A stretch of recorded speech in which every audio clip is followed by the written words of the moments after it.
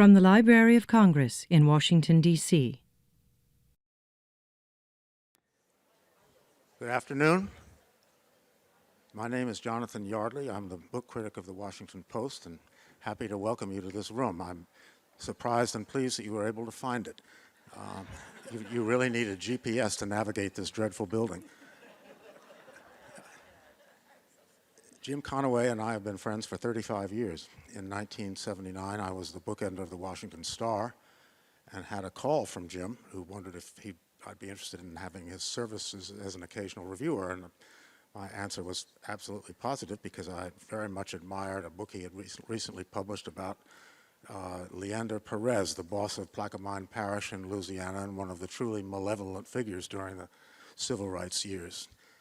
Jim has gone on to become about the most versatile and accomplished writer that I'm able to claim as a friend. He's written a number of wonderful novels, including most recently Nose, which is a satirical and incisive novel about the wine business out in Northern California, which he knows very well, having written in a book called Napa, the definitive book on that endlessly interesting subject. He has a strong interest in the environment and was writing about it long before it became a fashionable subject. He writes well, engagingly. He's also a very good friend, and he knows much more about wine than I do. Jim?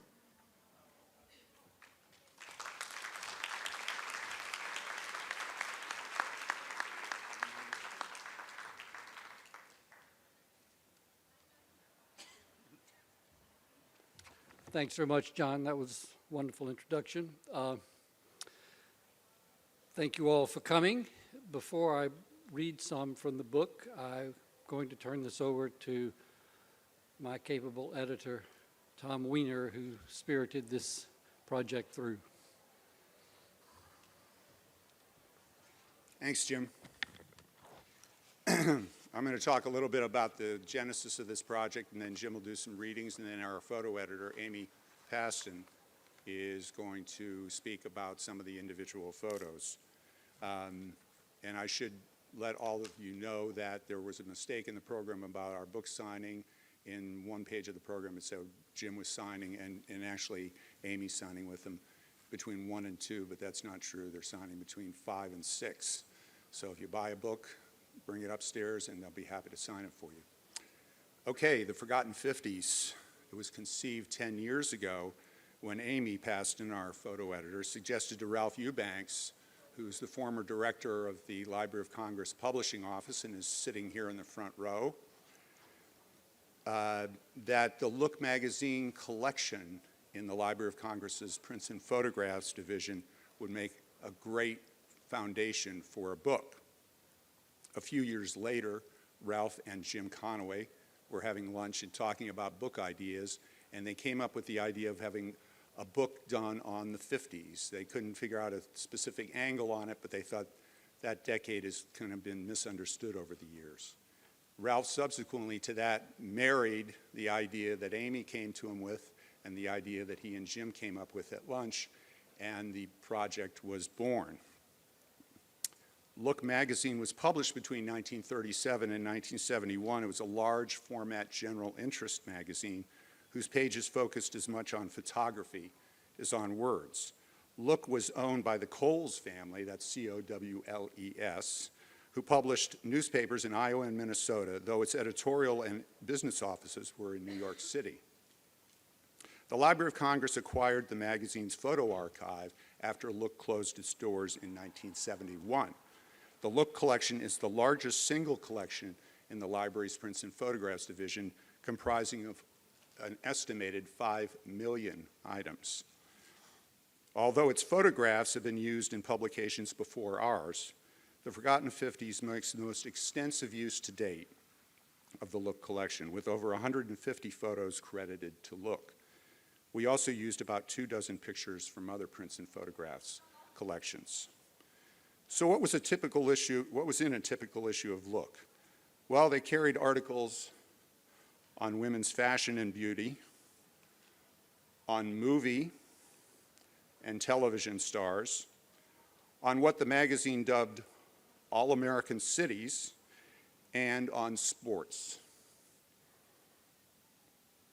In the 1950s, when the magazine really hit its stride, It also ran features on the Cold War, on the rise of Joseph McCarthy and the Red Scare he personified, on race relations in the aftermath of 1954's Brown versus Board of Education Supreme Court decision, and on women's issues. The magazine frequently took the temperature of the country with features like "What's on America's Mind?"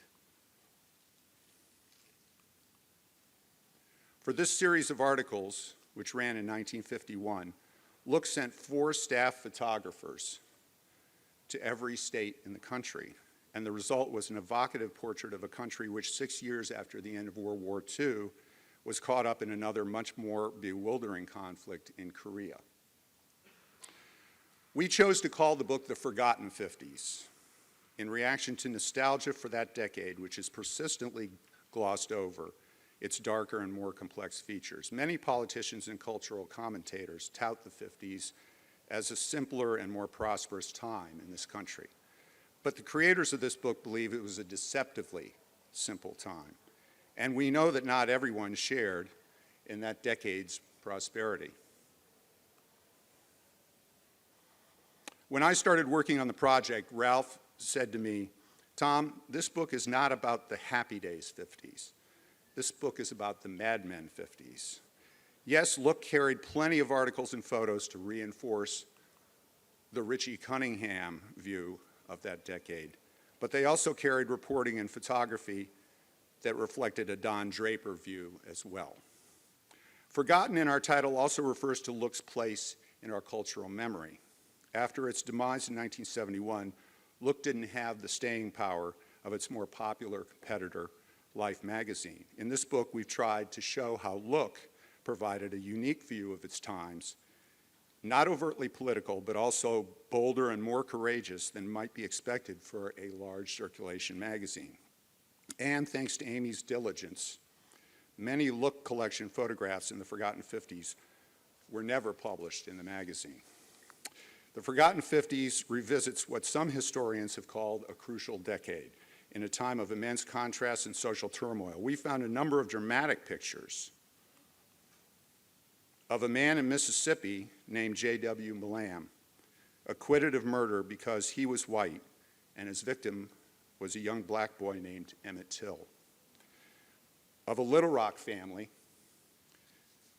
protesting the integration of their central high school.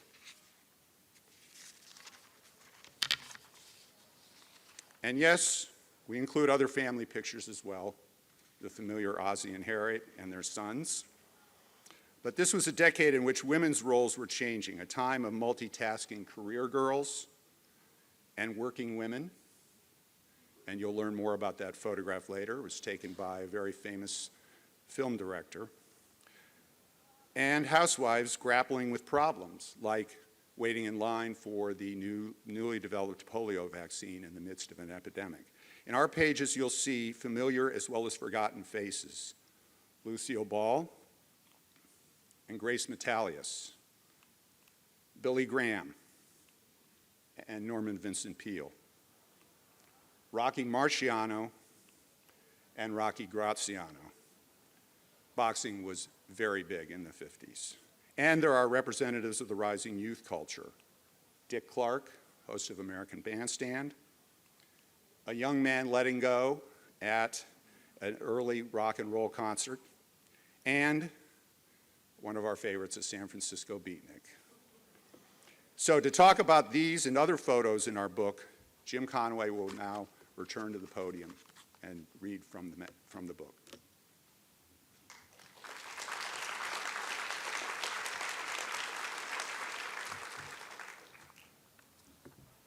Boxing was very big in Memphis, too, when I was growing up in the 50s. There were no madmen there. However, I think the 50s was not just an emblematic decade and a somewhat dark one, as Ralph Eubanks pointed out in the very beginning, but it is one that's still with us. That's kind of the irony of it. And if you look at the headlines today, you see Cold War, you see race bad race relations, you see sexism, you see nouveau McCarthyism. I feel like we're back in it. In contemplating doing this book, I didn't want to write a didactic explanation of what the 50s were and what they meant. There's plenty of that in the introduction to this book. I wanted just to be able to sit as my parents had and others, adults at the time, I was a kid in the 50s, and thumb through the magazine and try to imagine what the reaction was of the people in a half century ago to these photographs. But as all the writers in this room know, a book does not work unless the book has a consistent voice and something that the reader can recognize. And I began to work on that. I looked at the photographs myself from the old issues of the magazine first, and later at those a lot more that Amy found. And I just began to write, and the voice that emerged is what I describe as first person plural. I wanted it to be, I tried to imagine what it would have been like to be a reasonably intelligent and educated American sitting down after work or after the kids were in bed or what, and flipping through the magazine, which is what most people did, and what would have then been their reaction. And the voice that emerged is really quite, in some ways kind of bizarre. It's sort of part my grandmother, part my father, part my older, wiser brother. But there are other people thrown in, comedians of the era, radio, television, and movies, of course. And at the time, when in the mid to late 50s, I would try and think of being a writer myself, and I'd just begun to read Faulkner, Hemingway, Carson McCullers, Kerouac, and so I think there's some of that in there too. Then, of course, there's, I'm an adult now, so I see things in the 50s and what these photographs mean to me, and I think what they meant to others at a time that I know something about it. So I'm going to just read you from the book about a few of these.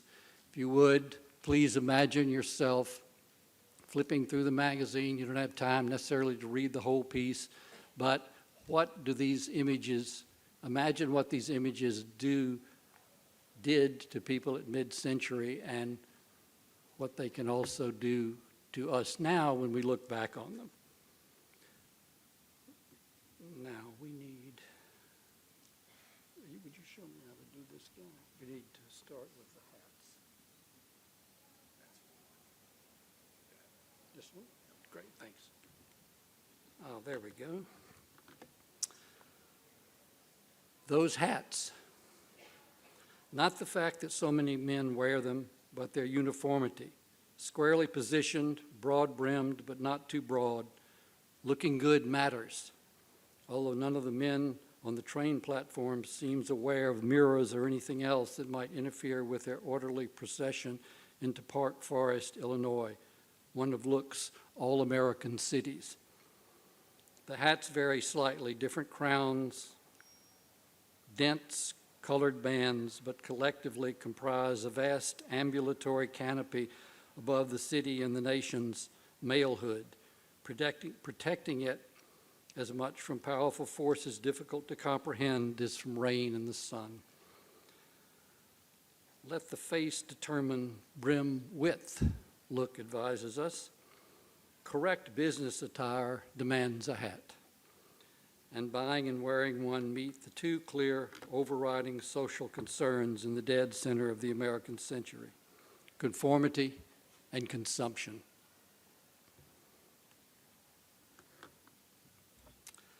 The Honeymooners has now been a sketch on Jackie Gleason's show for 5 years, so popular they're making it into a series all its own. This intimate glimpse into the lives of two couples in the same apartment building is supposed to be about domesticity in urban America, but it seems to be more about affection, perseverance, and the absurdity of ambition at the bottom of the economic ladder. Gleason volcanically rages at Art Carney, but quickly runs out of steam, his dreams and endless frustrations hilarious and touching. Carney's vest, T-shirt, and hat with the upturned brim are as alien to the suburbs as Gleason's busman's jacket, like the grim efficiency of the walk-up flat garishly improved for color television. Carney's patience is saintly, as if he instinctively accepts limitations Gleason can't. The two of them just lovable, hapless boy men. They're yoked in an emerging portrait of an alternative American male who has nothing in common with the supposedly real men we see in the car and clothes ads.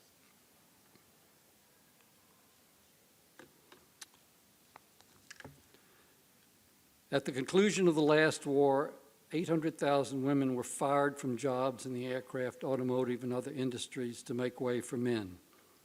Women belong in the home now, using their pretty heads to advance their husbands' careers. They try to look sexy and housebound at the same time, one-piece bathing suits for beauty contests and for sitting in a kiddie pool in leafy neighborhoods far from a city. Skirts are long, underwear powerfully conforming. Matrons look matronly, but then so do teenagers, many of whom are taking up sewing two-piece patterns. Women still on America's assembly lines look neither matronly nor, even if pretty, remotely like the women on magazine covers who seem to have been poured into molds dusted with pancake makeup, teeth preternaturally white, their auroras of hair luminously, lusciously blonde, their good humor painfully intense.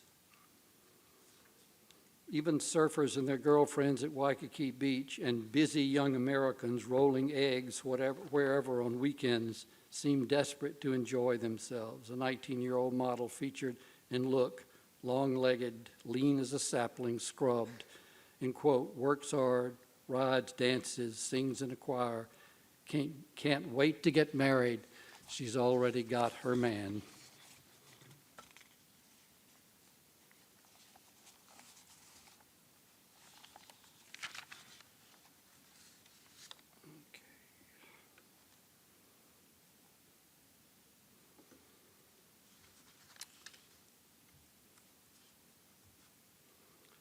Movies reflect an unsettling, almost entirely white cinematic America in a way they haven't before. Asphalt Jungle belongs to the old comforting order of low-class white criminals in their own world, with heavy Sterling Hayden and a striking young actress, Marilyn somebody. But there's a new type of troubling actor very much in our world, like Montgomery Clift. What's he looking at in that photo anyway? Not at us, that's for sure. At nothing's more like it. But nothing is what Americans don't want to see, although many of us are intrigued by actors who look distracted, overly serious, unpredictable, impossible to ignore, bad. Clift's kind of puny and wears a wrinkled white T-shirt instead of something with a collar. He's sucking on a finger, behavior unimaginable in a Bob Hope or a Bing Crosby, who's often photographed with a perfectly normal Chesterfield between his fingers, his lazy eyes focused archly and familiarly on the lens. His song, Chattanooga Shoeshine Boy, is right above Frank Sinatra's on the charts, but it's hard to imagine Montgomery Clift singing anything. Are these new actors influenced by an ism? Could existentialism have something to do with the fact that the glass of milk in front of Clift's untouched? You get the feeling he doesn't intend to drink it.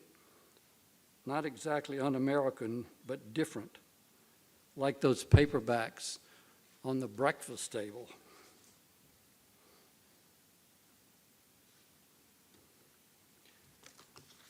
In the South, we're still pretty close to slavery.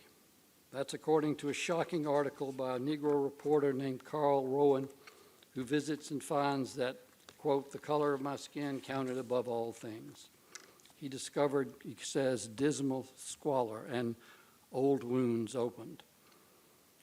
Look at those black kids without shoes and white babies with new ones sitting on the laps of black nannies whose expressions say more than words, not just their inequality and doubt, but also perseverance. And could that be irony?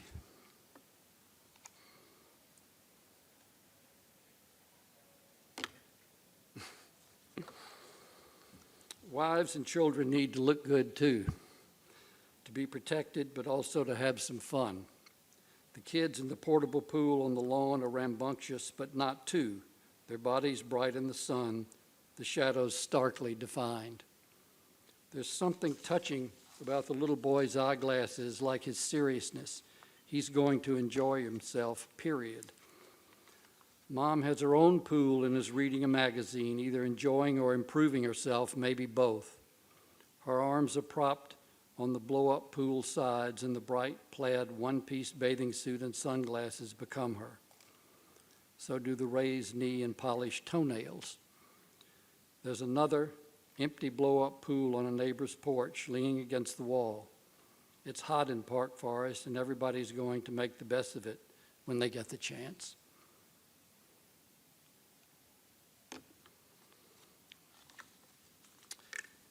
Here's Joe McCarthy again, foremost scourge of communists in America, taken on by the foremost broadcast newsman, Edward R. Murrow, hero of the airwaves during the Nazi Blitz on London. Murrow's closing line then, "Good night and good luck," is still his signature on television. Murrow criticized McCarthy's methods and claims of a widespread communist conspiracy in America. Most everything about Murrow, thick, dark, chiseled hair, angular face, dour expression, is in contrast to McCarthy, whose moonlight visage and 5 o'clock shadow are now well known to Americans. So are the wisps of hair that fall over his forehead as he denounces people in the State Department and the military in that relentless monotone. He called Murrow the cleverest of the jackal pack after Murrow's broadcast, which is hard for anybody to believe. More important, McCarthy failed to address any of Murrow's criticisms. The patience and sympathy of Americans is peeling away from old Joe like his follicles.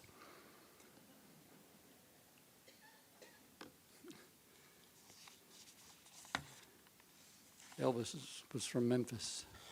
I used to sing riding down Poplar Avenue in his midget racer when I was a kid.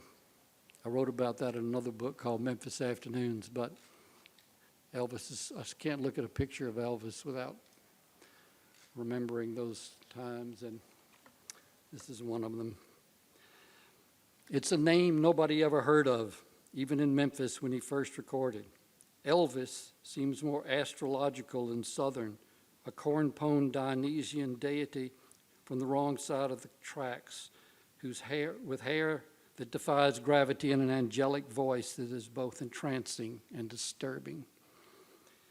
He seems to have arrived on Earth as he did on television, in baggy slacks and a jacket straight out of Swing, with lyrics and a beat as odd as his name, his physical beauty contorted and enthralled to some violent sensuality. No wonder parents secretly fear this guy, and Ed Sullivan won't allow the television camera to venture south of his belt buckle. Elvis, for openers, literally unhinged, his hips and knees gyrating on celestial strings we can't see, his music both primitive and hauntingly familiar. Whenever he's singing, he means it, gripping the shaft of the microphone like a weapon, one hand splayed for balance, his eyes clamped shut under dark, overhanging brows, and his mouth skewed not in scorn, but rather in pain. 5 of his RPM singles have hit the #1 spot on the charts, including Love Me Tender, the title song for a Civil War movie starring this inexplicable, weirdly crooning presence from Tupelo, Mississippi.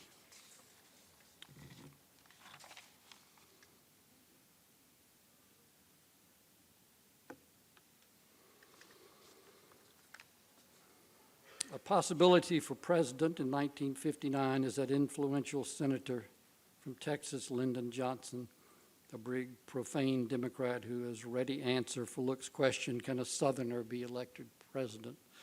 The answer is yes, but Southern politicians have been tainted by the furor over continuing segregation and their reluctance to speak clearly about race.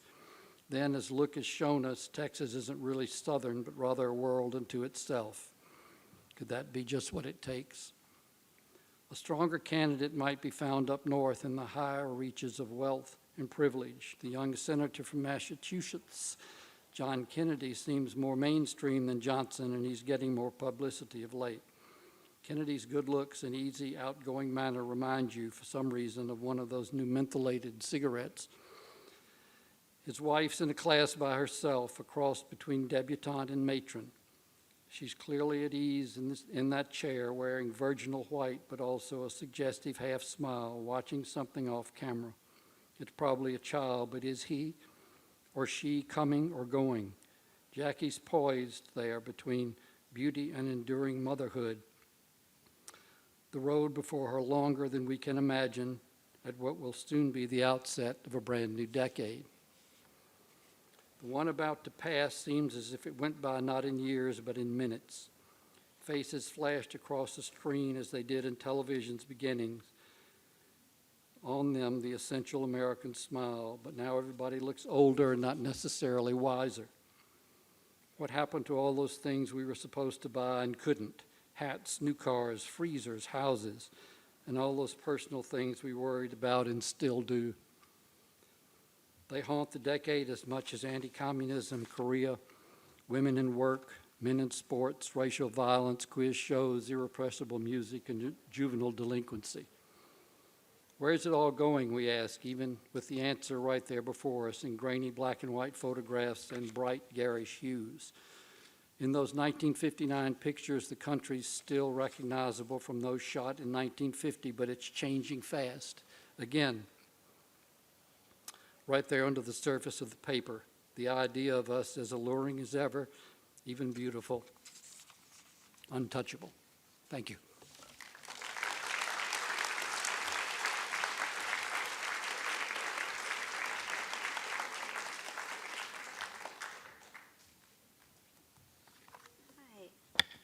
I'm a little shorter than they are. Can you hear me?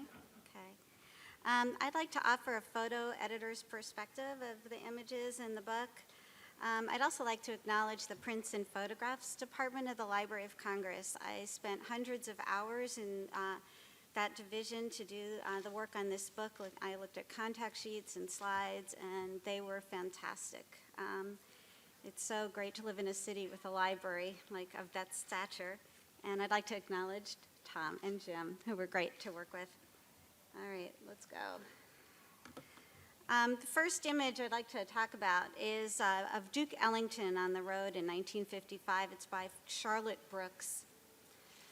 During her tenure at Look magazine from 1951 to 1971, Charlotte Brooks was the only female photographer on staff. And when I say that, I mean she was not the only female photographer. They had freelancers, but she was the only female staff photographer. She produced more than 450 jobs. Look magazine achieved its highest circulation in those years and graced the coffee tables and dens of middle-class families throughout the U.S. Brooks's contribution to the magazine and the field of photojournalism is especially significant because she defied traditional roles of gender, female, religion, Jewish, and sexual orientation, lesbian, to achieve success. Her artful and intimate images were so closely identified with the Look style that she was often referred to as Miss Look instead of Miss Brooks.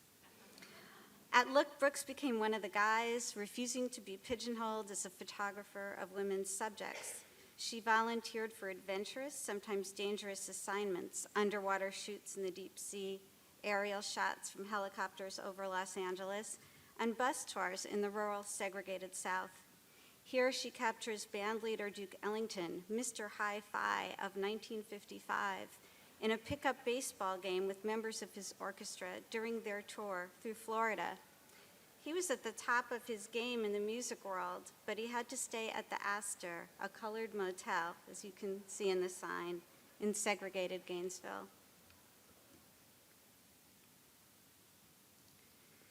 This photograph is of the Korean War. It's a helicopter evacuation from 1952. It's by Earl Thompson. This is a real-life episode of MASH, but without the humor. Korean War soldier Private Arthur Nelson, his legs smashed by burp gun fire, lies on a litter while his buddies watch a helicopter pilot fix a strap for the hop to the field hospital. Look photographer Thiessen was there to capture the scene. The soldiers huddling around their fallen comrade, the concern. Note the soldier at left, his hand touching the back of the soldier in front of him, a gesture of comfort and reassurance, and the soldier kneeling before Private Nelson, wishing him farewell or a final keep your chin up. Thiessen's poignant photo does not glorify combat, but speaks to the very personal tragedy of war. This same photographer, working for Look on the West Coast, would train his lens on Audrey Hepburn, Perry Como, Elizabeth Taylor, and Marilyn Monroe.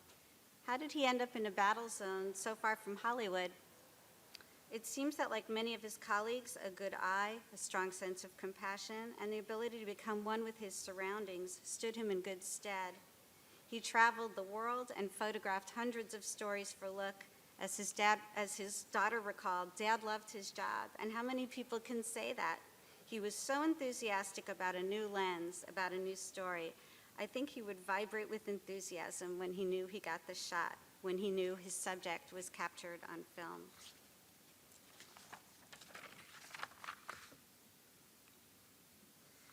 Okay, this is an awesome picture. It's of a fan at a Bill Haley concert. It was photographed in 1956 by Ed Fine Gersh. When Bill Haley and the Comets and Laverne Baker performed at the Sport Arena in Hershey, Pennsylvania on April 23, 1956, they rocked the place. Look photographer Ed Fine Gersh trained his lens on this writhing, shirtless teenager completely caught up in the moment. More than any other shot he took of the band performing that night, and I know because I looked at thousands of them, this image conveys the raw power of a new music genre, rock and roll. It was an all-body liberating experience, and it was this kind of behavior that led many parents of 50s teenagers to equate rock and roll with the devil. 1956 was Elvis's big year, but Haley had staked a claim to rock and roll 2 years earlier with the release of Rock Around the Clock in 1954. That anthem was #1 on the charts for 8 weeks and went on to sell 25 million copies worldwide. I've looked high and low for a bio of the photographer Ed Fine Gersh, but I only came up with a posting on Facebook by a man who says that Fine Gersh was his Boy Scout troop leader and photography teacher.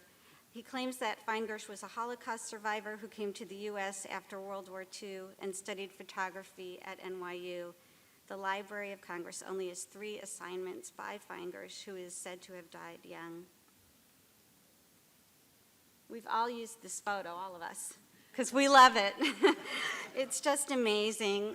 It's of a lingerie saleswoman in 1950. It's by Stanley Kubrick. Stanley Kubrick's films, Lolita, Dr. Strangelove, 2001: A Space Odyssey, A Clockwork Orange, and The Shining defined an era. But before he made films, Kubrick taught himself how to use a camera, and in 1945, at age 17, sold an image to Look magazine for $25. He eventually became a full-time staff photographer for Look. He was the youngest they ever hired, and worked there until 1950, when he left to pursue the projects that would earn him fame. The photographs show an emerging talent that dramatically lit, strongly composed pictures engage the viewer. Even for this shoot of a lingerie saleswoman, seen here appraising her wares on a live chain-smoking model in Chicago in 1949. There is an eeriness and tension between the two women, as well as between them and the viewer, that is powerful and memorable. The model, front-facing, semi-clothed, and ensconced in smoke, is bold in every way. But the ambition and judgment of the saleswoman at the desk, seated and more passive, is what really counts in this business. The story, Traveling Saleswoman, ran in March 1950 and documented the work and travels of Sue Hughes, who worked for the Form Fit Company in Chicago. Look was progressive in that they covered the lives of working women in the 50s, when women's careers were often trivialized or just ignored. Here Where's our men in hats? This was almost the cover of the book. Okay, it's from Park Forest, Illinois, by Bob Sandberg, 1954. Men came back from World War II and went to work. They married, had children, and by the early 50s moved their families to the suburbs. Look photographer Bob Sandberg documented the new suburban experience in a February 9, 1954 story that focused on Park Forest, Illinois. This was a planned community that offered housing for veterans, and it was located just outside Chicago. It was a paradise for the new middle class. It had modern homes, green lawns, parks, schools, and regular train service into the city. Here we see Park Forest's army of commuters in the uniform of the time. The hats, the skinny ties, the suits, very Mad Men-esque. They have just streamed from a train onto the platform, which can barely accommodate all the bodies. There's a gridlock waiting to descend the stairs to the station. The image has great perspective with tiny hats visible all the way to the horizon. The composition stresses the herd mentality of these workers who seem to have sacrificed their individuality for suburban life. Sandberg was an early employee of the magazine, starting as a darkroom operator shortly after it published its first issue in 1937. He became an accomplished photographer, staying on for 32 years, almost until the magazine ceased operations in 1971. In addition to documenting the lives of many Americans whose names we'll never know, he photographed scores of celebrities from Jackie Robinson to Jack Kennedy. This is by John Vachon, 1952, Black Nannies with White Babies. The prints and photographs online catalog for this look assignment, and each look assignment online has a number and a description of what is in the file folders with their contact sheets or slides. But the record for this one says, photographs show African Americans and segregation in the South, primarily in Mississippi. Includes signs indicating where African Americans can enter establishments, purchase movie tickets, eat, use toilets, purchase a house, and be buried. African American men and women in a variety of occupations, street sweeping, digging ditches, picking cotton. African American women caring for white children. African American men lounging outside stores. Side view of a city bus with whites seated in front, blacks in rear. You get the picture of what I was looking at. This photograph was taken by John Vachon, who served as a photographer with the Farm Security Administration, which was a New Deal program to help the rural poor during the Great Depression. It also gave birth to one of the world's greatest photo archives, which is at the Library of Congress. The article accompanying his images was by a young African-American journalist, Carl Rowan.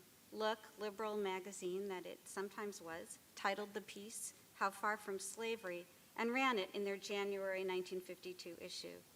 When I first saw the images, I couldn't believe they had been shot in the 50s. They so reminded me of photographs from the early 20th century depicting the desperate poverty and overt abuse of Southern blacks.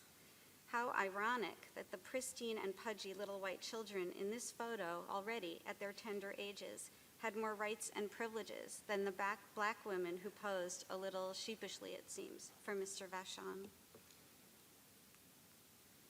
And I'm going to end with the mom in the pool. It's a real 50s, quintessential 50s image. It's by Bob Sandberg and Jack Starr. It's from 1954. Actually, I don't know which of them took it. They both were on this job. So it's either by Bob Sandberg or Jack Starr. Like the earlier view of the suburban commuters, this image was taken in the suburban community of Park Forest, Illinois. But for those who didn't commute, like this stay-at-home mom, there was a different kind of security and sameness to the suburban experience. Park Forest was safe for kids. There, outside one's tidy new home, you and your neighbors could enjoy each other's company while watching over the children, and maybe, if you were lucky, you could steal a few minutes to yourself reading a magazine, like Look, in your son's kiddie pool, while the kids splashed each other mercilessly. Then one imagines you could haul the kids inside, bathe them, feed them an early supper, while you donned a shirtwaist dress and pearls and prepared a supper for the tired husband who would soon walk through the front door. The photo highlights the best and, well, not the best, maybe what was pretty okay and the worst of the decade for women. Having it all, but perhaps wanting something different. As I looked at this image, I kept wondering if the mom in the pool wanted to make waves somewhere else. Thank you very much. This has been a presentation of the Library of Congress. Visit us at loc.gov.